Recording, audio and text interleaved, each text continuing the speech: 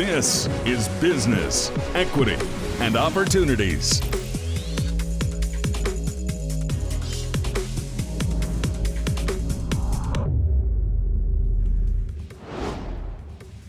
Welcome back. Courtney Kincaid is here to share insights on how to get this new year off to a great start. Today's topic is tax conformity, something you may not be aware of, but something that could have a major impact on your company.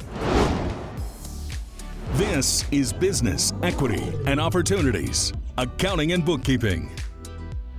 We've all heard about the one big, beautiful bill, House Resolution 1.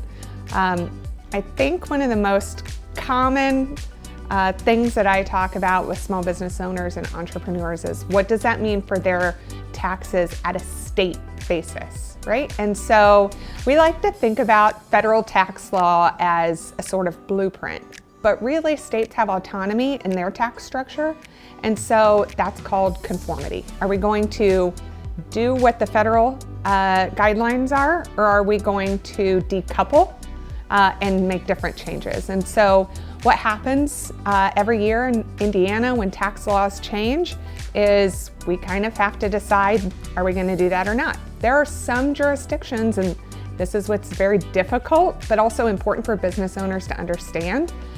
You may be doing business in another state besides Indiana.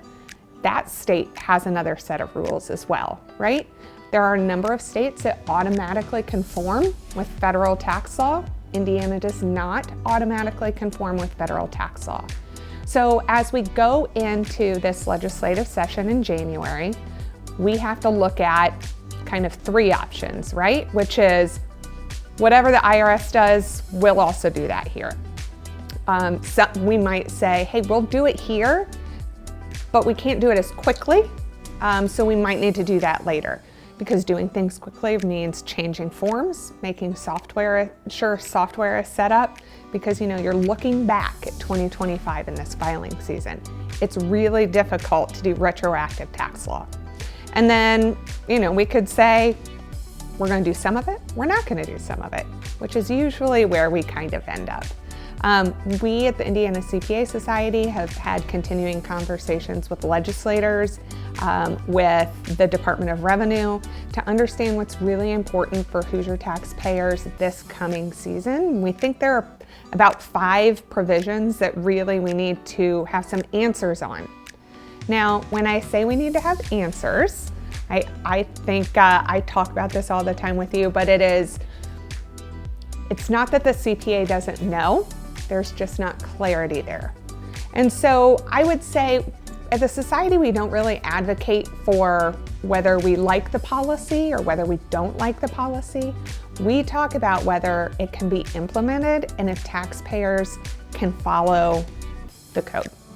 Because in the end, compliance is what's really important. And if we can't get compliance, then we can't have it in there. And so I know federally there were a lot of new promises, and people are expecting, bigger deductions, faster write-offs, et cetera, et cetera. And just to say, you might not see that right away. The provisions and effective dates in the federal law, some of them began in 2025, but a lot of them go through mid-2030s, right? And so that's a long time before some of those things come into practice. So it's just important to work with your CPA to understand that until we can get some of these questions answered, there is ambiguity. The good news is we're hearing that the legislature is going to try to be fairly quick, but there's no promises. It's different, as we just learned in this last month here. It's kind of different every day in the State House. And so some things might show up this year and some things might not show up at all. I think that it's really going to just be a waiting game. We start session this week, and so we are really hoping for some answers there. I know that the legislators on both sides of the aisle are very interested and responsive of trying to understand what is going to affect Hoosier businesses.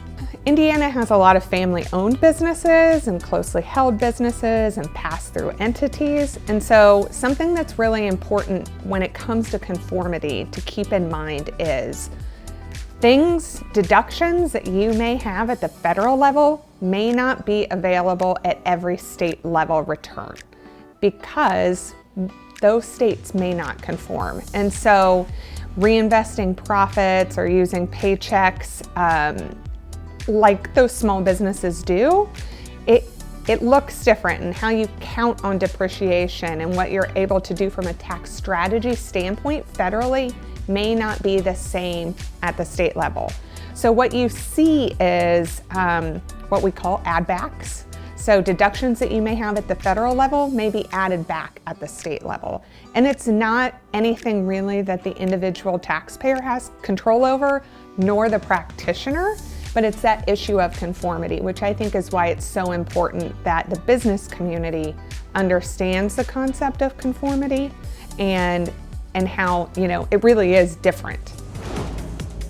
Coming up, we get some business advice from a Hollywood insider who has been advising the movie makers how to make money for years.